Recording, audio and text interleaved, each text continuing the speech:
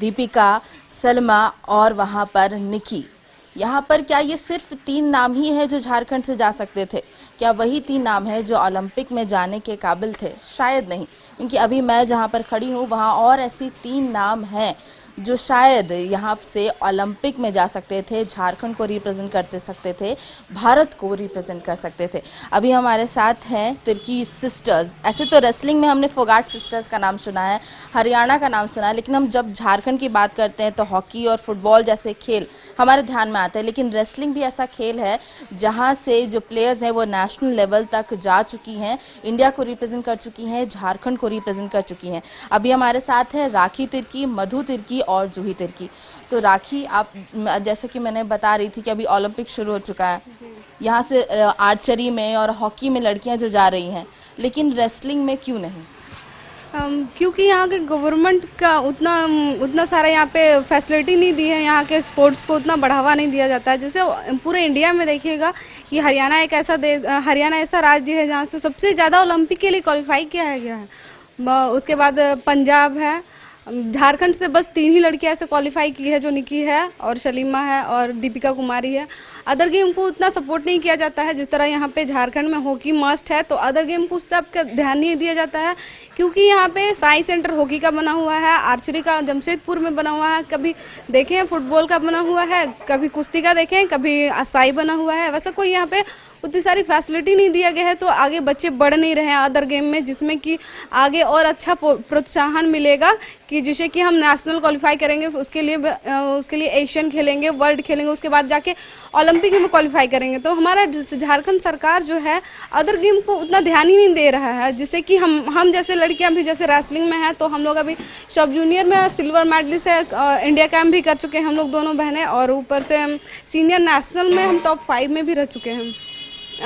फिर भी उतना यहाँ के गवर्नमेंट को उतना फैसिलिटी नहीं हमें नहीं मिलती है, और स्कॉलरशिप भी हमें बहुत कम दिया जाता है, और हमारा ना डे बोर्डिंग है, ना साई है, ना सेंटर है, जो भी है घर से डाइट लेके हम लोग खेलने के लिए जाते थे।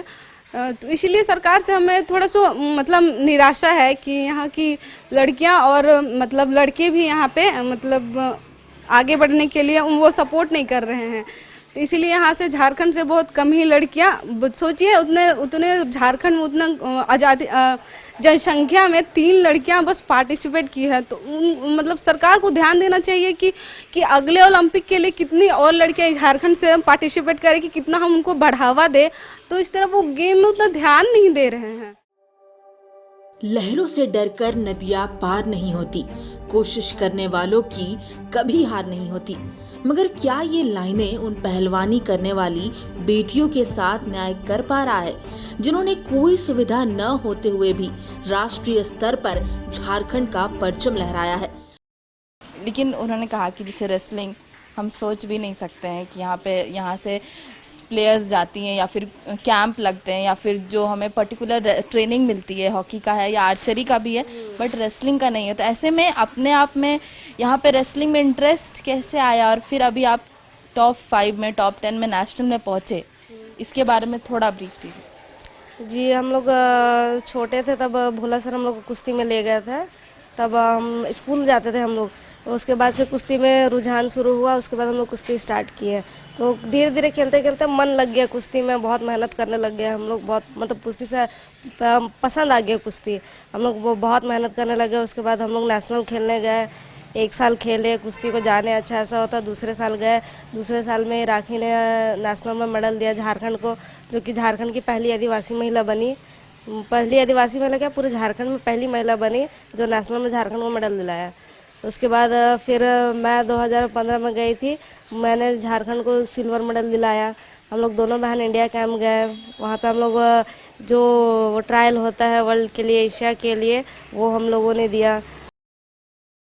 मगर आज वो जिन हालातों में है, शायद ही कोई खिलाड़ी उस अवस्था में आना चाहेगा जहां बड़ी बहन नेशनल लेवल पर टॉप 5 रेसलर्स में आकर भी कोई सपोर्ट न मिलने के कारण डिप्रेशन की शिकार हो रही हैं, तो दूसरी इस दुविधा में है कि जीवन के पहिए को आगे बढ़ाने के लिए कहीं उसे पहलवानी छोड़नी ही न पड़ जाए। और सबसे छोटी बहन ने तो अपनी दोनों बड़ी बहनों की मुश्किलों भरी राह को देखकर हथियार ही डाल दिए हैं। यहाँ पे जो आप सबसे छोटी बहन हो जूही, आपके जो दो एल्डर सिस्टर्स हैं वो भी नेशनल लेवल तक पहुँच चुकी हैं, आप भी जा चुकी हैं, तो आप इस कंडीशन को कैसे देखती हैं? पहले तो बहुत अच्छा लगता था कि हाँ दीदी लोग मेडल जीत रहे तो चलो हम भी खेलते हैं, हम खेल भी रहे थे। लेकिन इतना साल हो गया, अब घर में सबको मतलब कितना फैमिली भी कितना सपोर्ट करेंगे बहन लोग को, 3 बहन हैं तो किसका गेम पे कितना ध्यान दे पाएंगे। तो इसलिए राखी को गेम से थोड़ा हट के घर का थोड़ा रिस्पॉन्सिबिलिटी उठाना पड़ गया, जिसके चलते वो अपना गेम पे ध्यान नहीं दे पाई। उसके बाद सबको गेम खेल रहे तो गेम में अपने ऊपर भी थोड़ा लगाना पड़ता है ना, तो वो उसके लिए घर में उतना फाइनेंशियली नहीं है, तो इसलिए गेम का तो ऑप्शन ही नहीं है। सबको बस अपना करियर में थोड़ा सेटल होना है बस।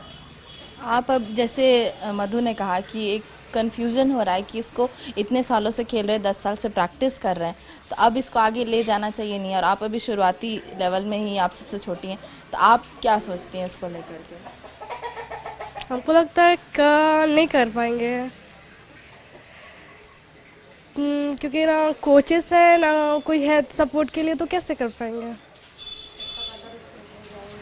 वही तो, कोई प्रैक्टिस कराएगा ही नहीं तो फिर कैसे होगा, नहीं हो पाएगा। क्योंकि जैसे कोशिश, अगर जैसे आप बोले कि घर भी अगर सिस्टम से सपोर्ट नहीं मिल रहा है, जो खुद एक प्लेयर पे जो इन्वेस्ट करना होता है उसके प्रोटीन को लेकर के, तो घर ज़्यादातर सपोर्ट नहीं कर, कब तक सपोर्ट करेगा वो सिर्फ। तो और भी कोई तरीका अगर आप दूसरे स्टेट से प्ले करें, या क्योंकि एक प्लेयर का आगे बढ़ना बहुत ज़रूरी होता है। हाँ ज़रूरी तो होता है, और हम लोग चाहते भी कि हम लोग स्पोर्ट्स में आगे करें, हम लोग इंडिया को रिप्रेजेंट करें, इंडिया के लिए मेडल जीते, ये तो हम लोग सब चाहते ही हैं। लेकिन बस चाहने से तो होगा नहीं, प्रैक्टिस हम लोग करेंगे भी तो प्रैक्टिस कोई कराए, कोई हम लोग के लिए खड़ा रहे, तब तो। ऐसे केवल बोलने से तो हो नहीं पाएगा। तो इसीलिए एक कोचेस चाहिए, या फिर अदर स्टेट जाके हम लोग अच्छे से प्रैक्टिस कर पाए, ऐसा कुछ हो तब तो। अभी तीनों जो सिस्टर्स हैं, हमने बात की, तीनों का एक जो सार मैं कहूँ कि उन्होंने अपने आप को प्रूफ कर दिया, वो नेशनल लेवल तक जा चुकी हैं, इंडिया को रिप्रेजेंट कर चुकी हैं, झारखंड को रिप्रेजेंट कर चुकी हैं। तो इससे ज़्यादा और कोई प्रूफ या सबूत की ज़रूरत नहीं है कि वो एक काफ़ी अच्छी प्लेयर्स हैं और आगे जाना डिज़र्व करती हैं। ये आगे उनकी कोचिंग पर और ट्रेनिंग पर डिपेंड करता है कि उन्हें किस तरीके से आगे प्रमोट किया जाता है, क्योंकि फाइनेंशियली भी एक प्लेयर का सपोर्ट उन्हें मिलना काफ़ी ज़रूरी होता है, क्योंकि उनकी घर की हालत भी इस तरीके से नहीं है कि वो सिर्फ खेल पर ध्यान दें, और फैमिली का सपोर्ट रहे, जीवनी चलाने के लिए, लिविंग चलाने के लिए भी बहुत चीज़ें करनी होती है। जैसे कि मधु ने कहा कि वो अभी फ़िलहाल कॉन्ट्रैक्ट बेसिस पे, 3 महीने के बेसिस पे अभी वो एज अ कोच काम कर रही हैं, लेकिन वो कोई परमानेंट सोल्यूशन नहीं हो सकता है। उन्हें एक परमानेंट सोल्यूशन इसका चाहिए ताकि वो काम करते हुए भी अपने रेसलिंग को आगे कर सके, क्योंकि उन्होंने अपने आप को साबित कर दिया है। अब बारी आगे जो अपोजिट में जो सिस्टम है, जो आगे कहीं ना कहीं प्लेयर से उन्हीं को फ़ायदा होने वाला। हम ऐसा कहते हैं कि बेटियां बेटों के कंधों से कंधा मिलाकर चल रही हैं। बात खेल के क्षेत्र की करें तो जितने गोल्ड देश के खाते में आते हैं, उनमें दोनों की ही बराबर की भागीदारी होती है। मगर जब सुविधा ही नहीं मिल पाएगी तो गोल्ड तो दूर, बेटियां शायद जीत के करीब भी न पहुंच पाए।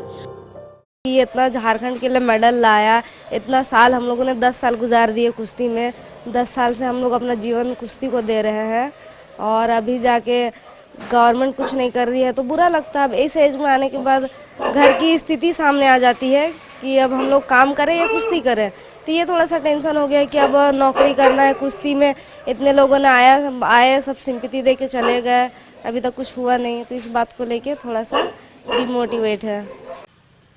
क्या बोलेंगे, अब किसी तरह मजदूरी करके किसी तरह बाल बच्चा तो कुछ किए आगे बढ़ने के लिए। आप देखिए अब क्या होता है, आश्वासन तो मिलता है, बहुत आता है। जैसे हेमंत सोरेन भी हमरा यहाँ 2 बार आ चुके हैं अपने से, और बोले कि कुछ करेंगे। अपने वहाँ भी बुलाए थे, हम लोग वहाँ भी गए थे, बोले ठीक है करो। क्या बोले, हम लोग तो मेहनत मजदूरी करके अपने बच्चों को पढ़ाए लिखाएं, तो भोला सर आए और वही ले गए प्रैक्टिस करने के लिए। उसके बाद ये लोग अच्छा ये खेलने लगी, मेडल देने लगी। तो ये तो बहुत दिन हो गया, अब 8-9 साल हो गया। तो हम लोग सोच रहे हैं कि इतना साल हो गया तो कम से कम मेरा बेटी सबको तो कुछ नौकरी वोकरी लगना चाहिए।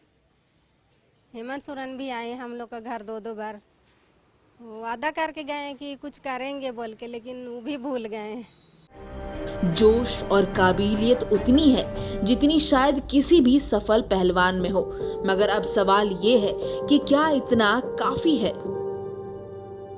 कैमरामैन नवल के साथ मैं प्रभा शर्मा, समाचार प्लस, रांची।